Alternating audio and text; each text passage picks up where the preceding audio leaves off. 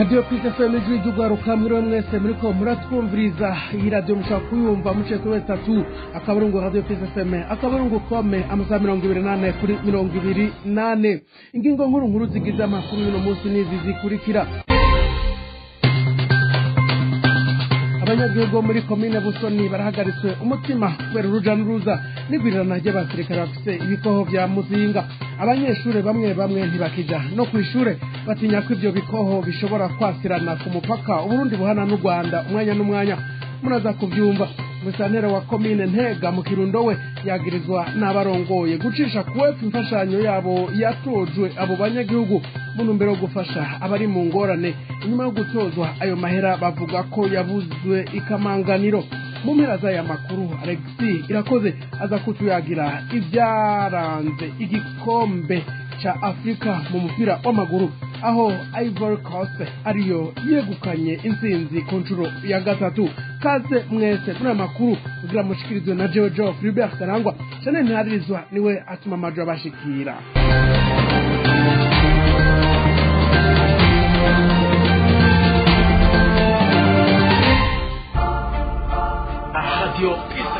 Kubera ko mu ijambo ry'Imana hari ahantu handitse ngo nta kuganza kutava ku Mana. Burya butegetsi bwa CNDD-FDD Imana irabuzi uko yabitemera ko baba bari ku butegetsi bari kuba bahari. Reka ntitware no akantu no confonder par chose ntimucanga ibintu ditwanka kwizera ijambo ry'Imana. Ijambo ry'Imana nirivugwe na Satani cyangwa rivugwe n'umuntu rizoguma ari ijambo ry'Imana. Nahore tugira tuti ivyo bafashe byo gusenga barazi ko bariko baraheza Imana barazi ko bariko barayibesha. Imana ntibeshwa woroha gufata abantu ukugahita abashikirangaji bose ukabatwara ukabamara indwi yose cyangwa iminsi 3 cyangwa umunsi umwe. Nta bintu bafite bakora zotuma batunganya iki igihugu kikava mu kene. Ndongeye nabivuze ko ingoma ya CNDD-FDD igiye gukongomboka mu Burundi ntizongera kubaho. CNDD-FDD umugabo utazokongera kwitwa umuganga mu Burundi ku buryo bazohora bavuga ngo harabaye CNDD-FDD yakozeho nyabwoba. Radio Peace. Reka makuru tuyahere kuri inkuru ivunaguye uyu munsi. Domitire Minani umuvyeyi w'umuhisi Petero Nkurunziza yahoze arongoye Burundi yashinguranywe iteka. Ibirori vyo kumusezera vyatewe iteka n'umukuru w'igihugu Varisto Ndayishimiye. Umufasoni Dedize Nkurunziza asigwa na nyakwigendera Petero Nkurunziza tutibagiye n'izindi nzego nkuru z'igihugu were kucekera j'umukuru w'igihugu urongoye inama nshingamateka urongoye inama nkenguzamateka umushikiranganje wa mbere umuhuza w'abarundi ari kumwe n'umuryango wose w'amaraso wa nyakwigendera n'abandi banyacubahiro. Uwo mugigwa ukaba ahanini waranzwe n'ibice bitatu. Ubwa mbere kwabaye ukumusezera, ubwa nyuma ku bitaro bikuru vy'Ingozi ari naho yasozereye urugendo rw'ubuzima.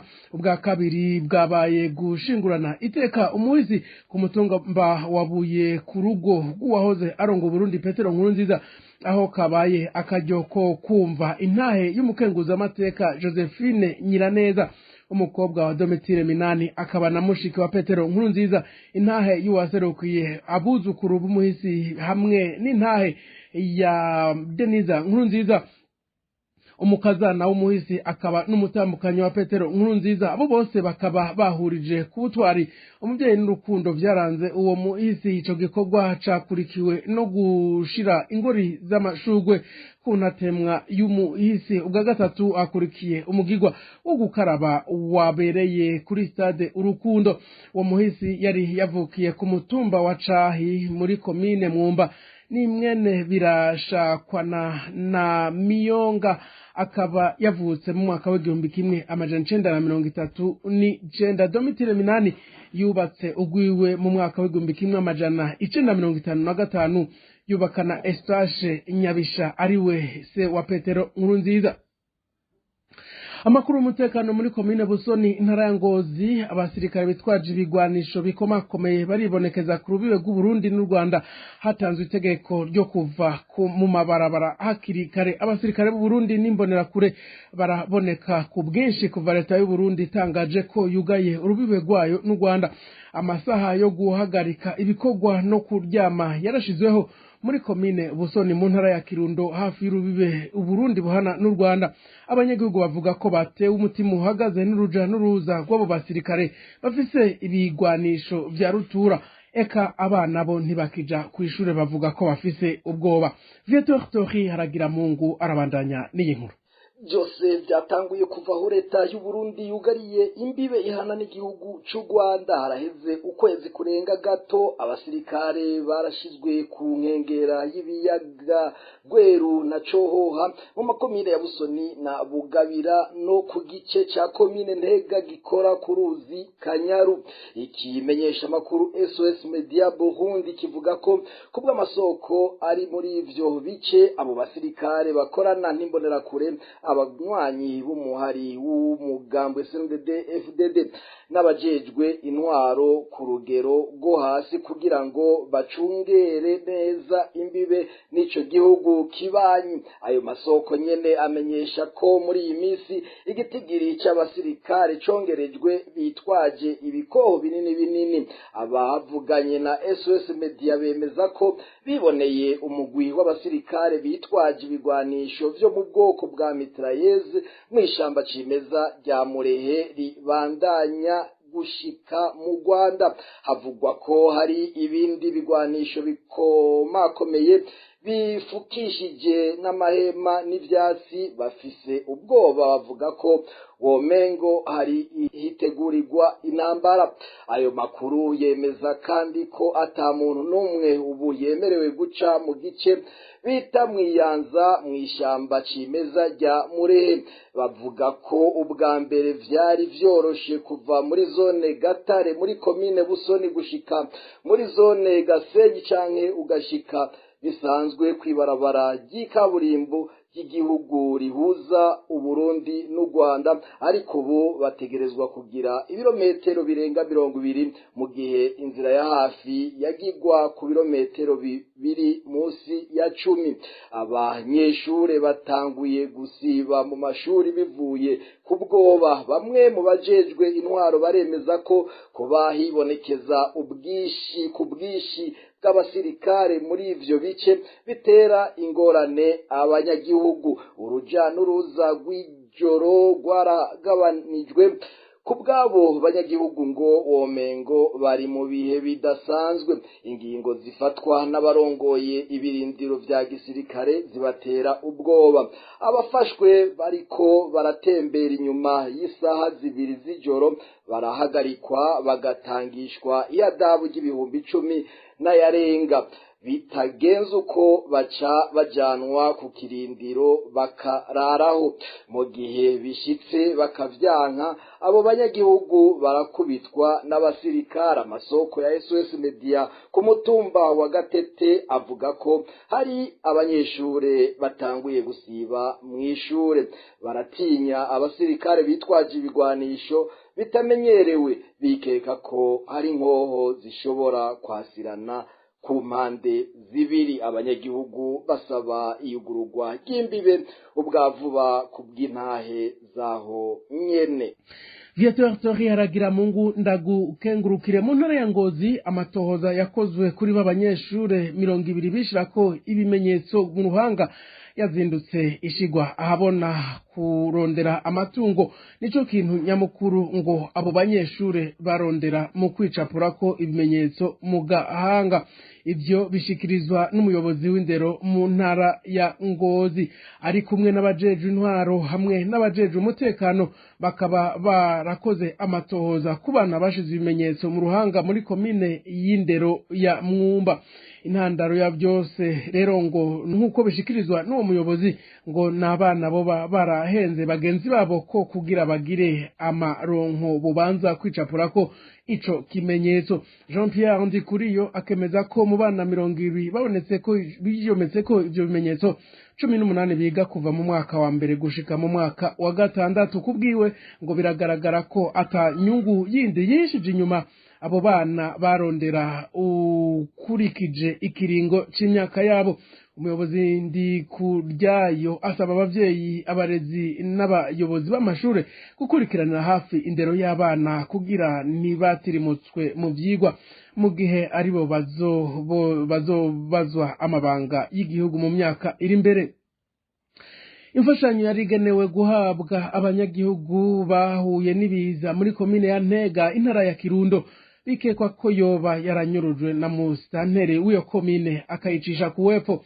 Abanyagihugu bo muri komine Ntega bakidogera ubarongoye ko ataco ariko arabafashisha, ni mu gihe bugarijwe n'ubukene bwatewe n'ibiza kandi ubuyobozi bwabo bwaregeranije amafaranga atazwi igitigiri gushika ubu yo gufasha abasinzikajwe n'ibiza. Inkuru ndende na Odas Kabura.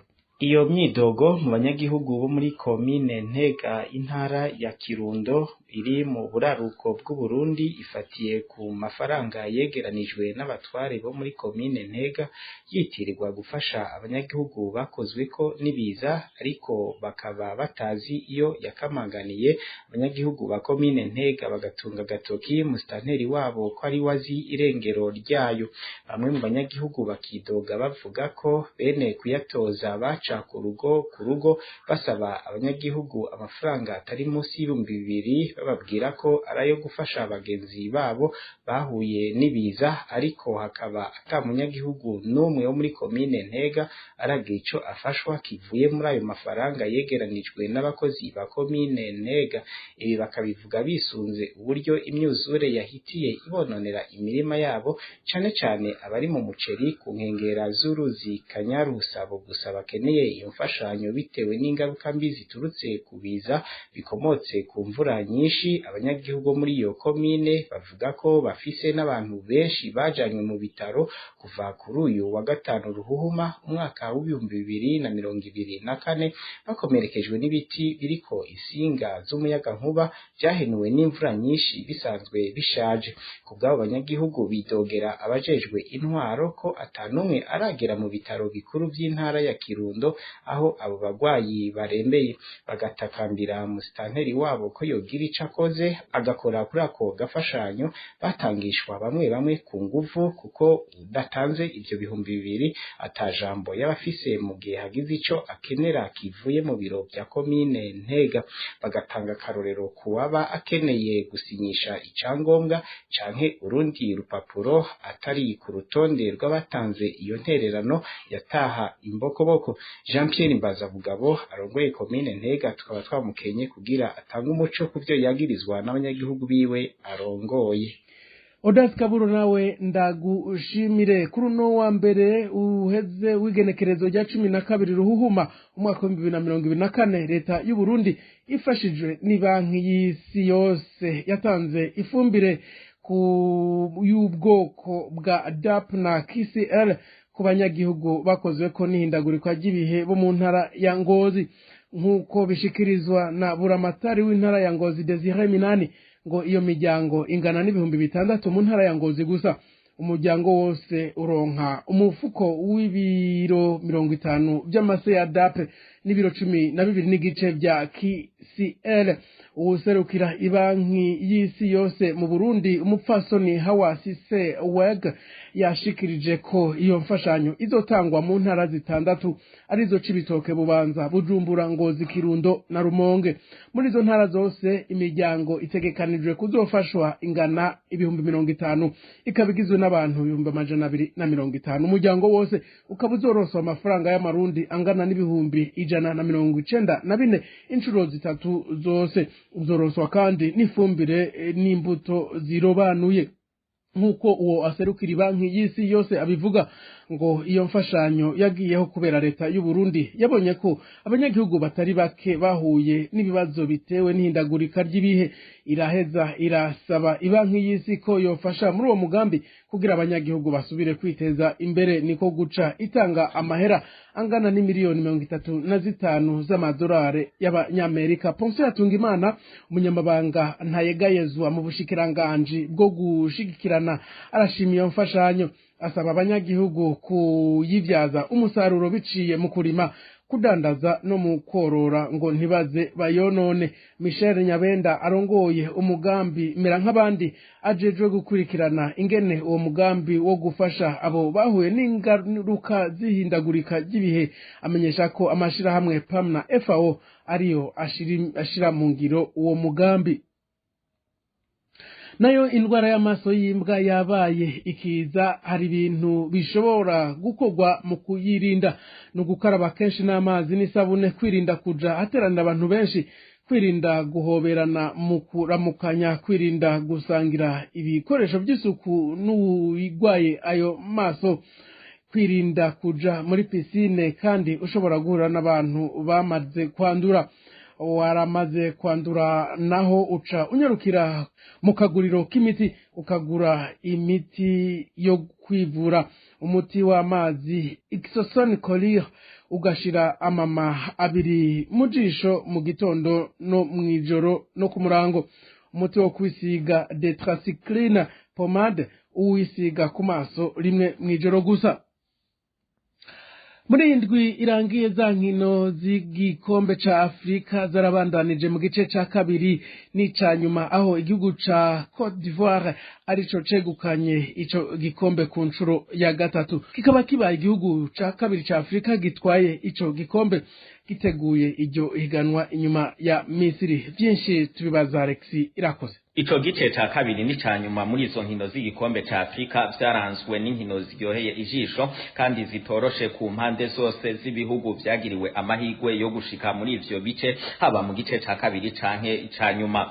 Duhereye mu nkino zitari zoroshe na gato ku bihugu bine vyahiganirwa gukatisha itike yo kusha mu gice ca nyuma, arivyo Nigeria, Afrika y'Epfo, Cote d'Ivoire na Repubulika Iharanira Intwaro Rusangi ya Kongo. Urukino rwa mbere rwo mu gice ca kabiri rwahuje igihugu ca Nigeria na Afrika y'Epfo ku munsi wa gatatu igenekerezo rya ndwi ruhuma mwaka 2024 isaha imwe y'ijoro kuri Stade de la Paix Bouake. Ubwo rukino rukaba rwarangiye ivyo bihugu byose binganya igitego kimwe kuri kimwe, hanyuma mu mwanya wa za penalty urubanza ruza gucika, Nigeria iba irose itike yo kusha mu gice ca nyuma.